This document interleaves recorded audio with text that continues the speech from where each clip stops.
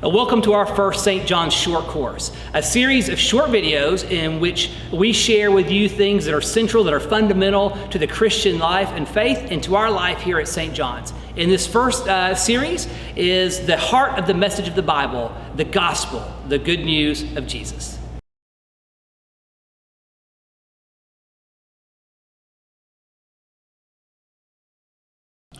This might sound really strange, but one thing we have to remember about the gospel is that it's for everyone, not just you and me.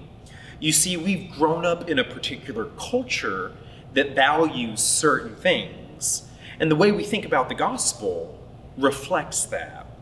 In the West, for example, we value the legal system. We want to be innocent in the court of God. And by the grace of Jesus, we are forgiven, justified, set free. We are declared righteous by God. However, as America becomes more and more diverse, not everyone has the same mindset as we do. As we tell others about the gospel, we should model Paul's flexibility in Acts.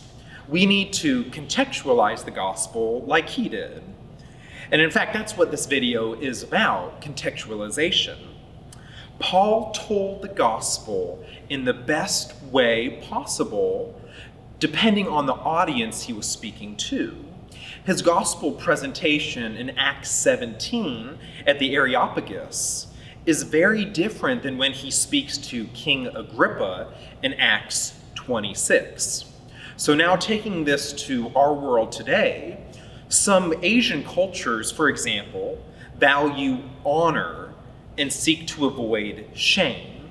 The gospel values this too, even if you and me might not always think about it in those terms. We are full of shame because of our sin. And Jesus Christ, by forgiving our sins, he removes this shame, and we can now stand in honor, with honor, before our Father, and we are welcomed back into community with him. So you see what I did there. I used the gospel, but I told the story of the gospel, but I used different words, and I valued different themes than what we might typically think of, honor and shame. Some African cultures, as another example, value power over fear. We see time and time again in the Gospels where nature and spiritual warfare causes people to be afraid. You think of Jesus calming the storm. You think of Jesus casting out demons. But Jesus overcomes the fear that we have with the power of God. This is comforting because we know that Jesus is stronger than all the forces of evil that we might encounter. And by the grace of God, we also live in that power that comes from him.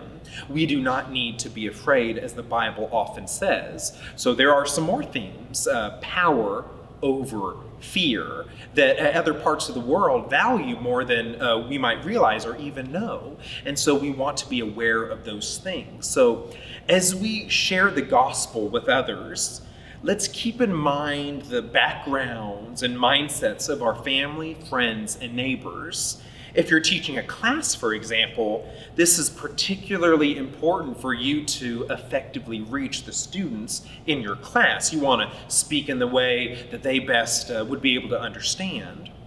If we contextualize the gospel in ways that are effective, it becomes easier to evangelize to those around us. You think of coworkers or fellow students, whatever it might be. God is glorified by our faithful obedience as we seek to make his name known throughout all of the earth.